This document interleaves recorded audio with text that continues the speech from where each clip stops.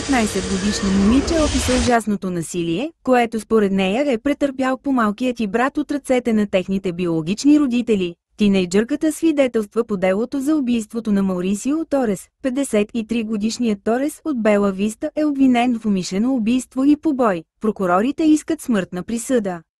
Той е обвинен, че е пъхнал пръчка в ректума на 6-годишния си син, причинявайки инфекция, причинила смъртта на момчето. Хроничното малтретиране на деца също е фактор за смъртта на Морис Исая Торес, заключиха лекарите. Тинейджърката е по-голямата сестра на Исая и биологичната дъщеря на Маурисио Торес. Исая също има сестра-близначка. Сестрите му са осиновени след смъртта му и арестите на биологичните им родители. По-голямата сестра каза на съдебните заседатели, че си спомня как се е събудила сутринта на смъртта на Исая и го е намерила вързан с връзки за обувки във ваната. Тя каза, че родителите й са били ядосани, че той е ял торта. Тинейджърката каза, че Маурисио Торес се ядосал на брати и го завлякал в кемпера, докато семейството било в Мисури. Той накара Исая да се съблече и тя видя, че Торес го бие за пръчка, каза тя. Тя каза на съдебните заседатели, че си спомня как Исая се е оплаквал, че е болен на връщане у дома. Той почина часове по-късно в болница Бела Виста. Тя беше с биологичните си родители и сестра си, когато научиха, че Исая е починал. Момичето свидетелства, че Маурисио Торес я инструктира да не казва нищо за смъртта на брат си на полицията. Тя каза, че домашният и живот с Маурисио и Кати Торес не е нормален. Това не беше приятелско или безопасно място за живеене, каза тя. Тя каза, че Маурисио Торес е доминиращият родител. Торес описа себе си в полицейските интервюта като последователя, а съпругата му като контролиращата фигура в тяхната връзка. Тинейджърката каза, че Исая е бил третиран по различен начин от нея и сестра й. Исая трябваше да яде основно ориз и понякога фъстъчено масло, каза момичето. Тя и останалата част от семейството са се хранили нормално, допълни тя. Тя си спомни, че Исая трябваше да спи в клетка в банята. Били ли сте свидетел на физическо малтретиране на Исая, когато живеехте с Маурисио и Кати? Попита прокуратурата на окръг Бентън Нейтън Смит. Да, отвърна тя. Тя каза, че е видяла всеки от нейните биологични родители да удрят Исая. Тя каза, че Маурисио Торес също я накарал да удари брат си с пръчка. Исая е удрян с пръчка, кабели, обувки и юмруци, разказа тинейджърът. Тя каза, че Маурисио Торес е наказал брати, като е издърпал зъбите му с клещи, а Исая е крещил и се е опитал да се отдръпне. Тя също описа кога Исая трябваше да остане в кофът за буклук около месец. Тя каза, че е видяла биологичните си родители да го заливат с белина. Торес каза в полицейски интервюта, че Исая е бил хоспитализиран с химически изгаряния, след като е паднал в белина в банята.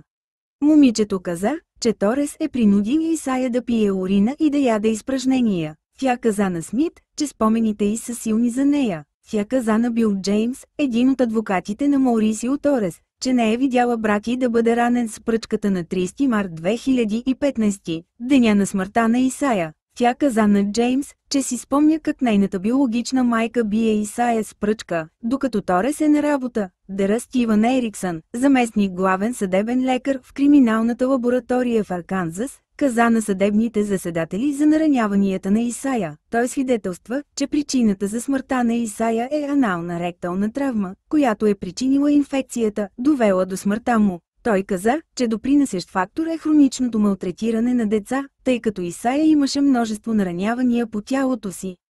Това е един от най-лошите в моята кариера и съм виждал някои лоши, каза Ериксън за малтретирането, нанесено на Исая. Защитата веднага възрази в отговор на изявлението на Ериксън. Джеф Розенцвайк, един от адвокатите на Торес, поиска отмяна на процеса. Той каза, че изявлението на Ериксън е накърняващо Торес и неправилно профилиране. Розенцвайк каза, че е невъзможно да се извърши кръстосен разпит на Ериксън, без да има достъп до другите аутопсии. Той каза, че неправилният процес е единственото подходящо средство за защита. Съдията от окръг Бентън Брат Каран отхвърли искането за неправилно разглеждане. Той каза, че е гледал съдебните заседатели, докато Ериксън е давал показания. Каран каза, че не смята, че журито е било повлияно от изявлението на Ериксън. Съдията наистина инструктира съдебните заседатели да пренебрегнат всякакви свидетелски показания, сравняващи случая с други случаи. Брайан Секстън, главен заместник прокурор, разпита Ериксън за снимките, направени на тялото на Исайя. Ериксън се изправи и посочи нараняванията на всяка от снимките. Той каза на журито, че липсващите зъби на Исайя не са в съответствие с изпадането, а от удар или от изваждане или избиване. Той посочи, че Исайя е получил счупен нос. Той посочи и други травми по краката, гърба и корема на Исайя. Исайя е получил 23 наранявания или рани по главата, каза лекарят. Ериксън свидетелства, че лекарите са можели да спасят живота на Исайя, ако е получил незабавна медицинска помощ.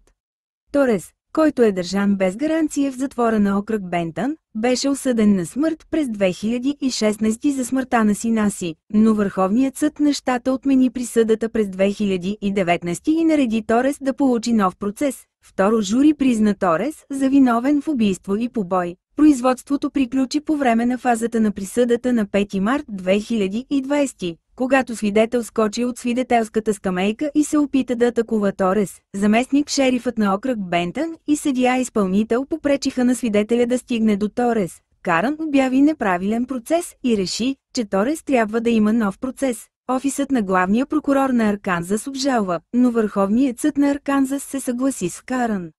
Производството във вторник започна със съдията и адвокатите, обсъждащи съдебен заседател, който е двойно пребиваващ в Арканзас и Мисури. Карън й каза, че я освобождават от групата поради прекомерна предпазливост, тъй като законът не е ясен по въпроса. Той подчерта, че тя не е направила нищо лошо и е съобщила за състоянието си.